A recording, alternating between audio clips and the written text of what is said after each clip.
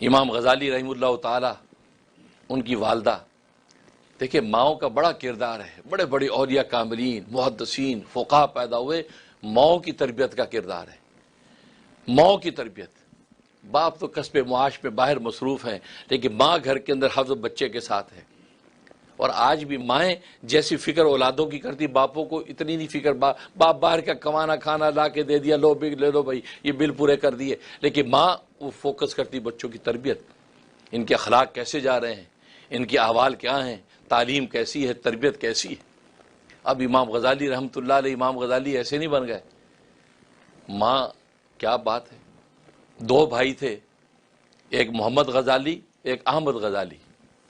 محمد غزالی ان کو اللہ نے علم و معرفت کے مقامات عطا کیے تھے، بہت بڑے فاضل عالم، اتنے بڑے عالم کو سبحان اللہ۔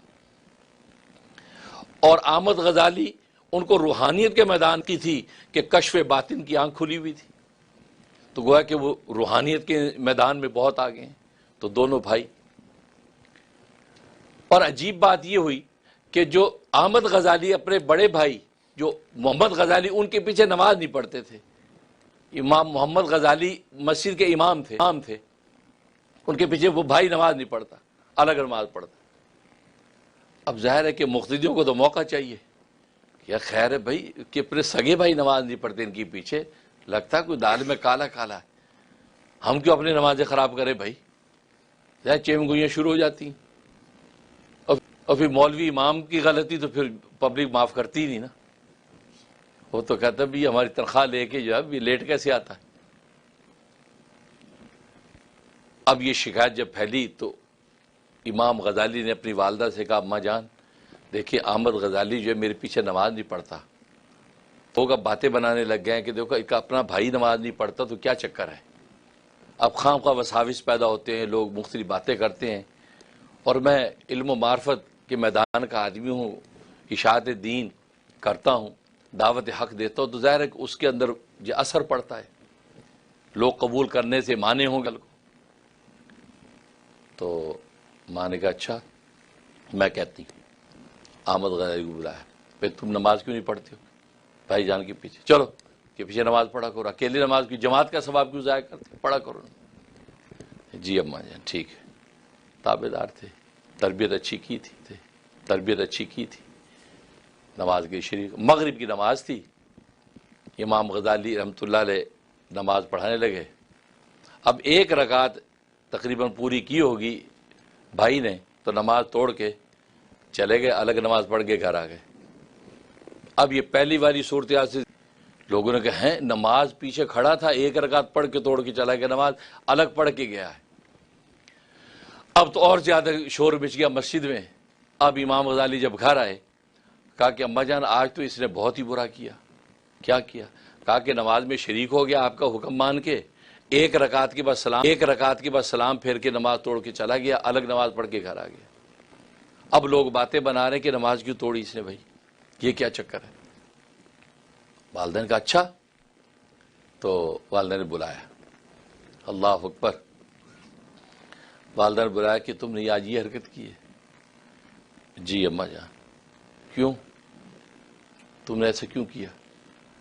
کہا کہ اصل میں مجھے آپ مسئلہ بتائیں، اگر کپڑے کو خون لگ جائے، بدن کو خون لگ جائے یا خون نکل آئے تو وضو ٹوٹ جاتا ہے نا؟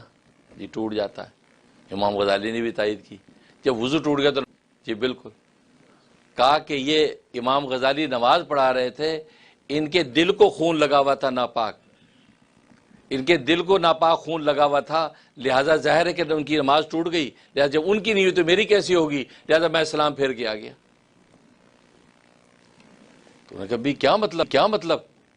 کا مطلب یہ کہ امام غزالی سے پوچھیں کہ یہ جب نماز پڑھا رہے تھے تو ان کے دل کو دم حیض لگا ہوا تھا، جو ماہواری آتی خواتین کو دم حیض ان کے دل کو لگا ہوا تھا، تو ناپاک خون ان کے دل کو لگا ہوا ہے تو نماز کیسی ہوگی؟ تو ماں نے امام غزالی کو دیکھا کہ کیا مطلب ہے، کیا کہتا ہے یہ؟ تو انہوں نے فوراً سر جھکایا کہ اماں جان ٹھیک کہتا ہے۔ پھر کیا ہوا؟ کہا کہ اصل میں اس وقت امام غزالی احیاء العلوم ایک کتاب ہے وہ لکھ رہے تھے، اس میں مسائل آ گئی، خواتین کے ماہواری کے مسائل تھے، وہ مسائل لکھ رہے تھے اس وقت۔ جب نماز پڑھانے لگے تو ان کو کوئی مسئلہ دماغ ادھر چلا گیا تو دل کے اندر اس مسئلے کو سوچنے لگ گئے، تو وہ ادھر یہ صاحب کشف بزرگ تھے ان کے دوسرے بھائی، ان پر دل کی کیفیت منکشف ہو گئی کہ ناپاک خون کے مسائل سوچ رہا ہے، لہٰذا اس کی نماز ٹوٹ گئی۔ جب اس کی ٹوٹ گئی تو ہماری کیوں ہوگی؟ یہ اب جب والدہ نے امام غزالی سے پوچھا، امام غزالی نے کہا جی اماں جان آئندہ میں ایسا نہیں کروں گا، آئندہ میں نماز پڑھاؤں گا، یکسوئی سے اللہ کی طرف متوجہ رہوں گا، ادھر ادھر کا کوئی مسئلہ نہیں سوچوں گا، غلطی ہوگی معافی چاہتا ہوں۔ تو ماں نے کہا کہ مجھے افسوس ہے تم دونوں پہ، مجھے بڑا دکھ ہوا کہ تم نے اپنے اللہ کو پہچانا نہیں ہے، میں تو ساری زندگی تم پر یہ محنت کرتی رہی کہ تم اپنے اللہ کو پہچان لو، لیکن تم لوگوں نے اللہ کے سامنے جا کر بھی اللہ کو پہچانا نہیں ہے، مجھے اس کا بڑا دکھ ہے۔ امام غزالی نے معافی مانگی کہ معاف کر دی اماں جان، آئندہ غلط۔ تو بھائی بولے اماں جان غلطی میری تو نہیں ہے، غلطی اس کی ہے، آپ مجھ سے کیوں ناراض ہو رہی ہیں؟ مجھ سے آپ کیوں ناراض ہو رہی؟ غلطی اس کی ہے، میں تو کچھ نہیں کیا، میں تو جو بات کی صحیح بتائی آپ کو۔ اللہ کو یہ ہے بات اللہ کو پہچاننے کی۔ ماں نے کہا کہ بیٹا بات یہ ہے کہ حکم اپنے دل کو دوسرے کے دل کو دیکھنے کا نہیں ہے، تو نے دوسرے کے دل کو جھانکا کیوں ہے؟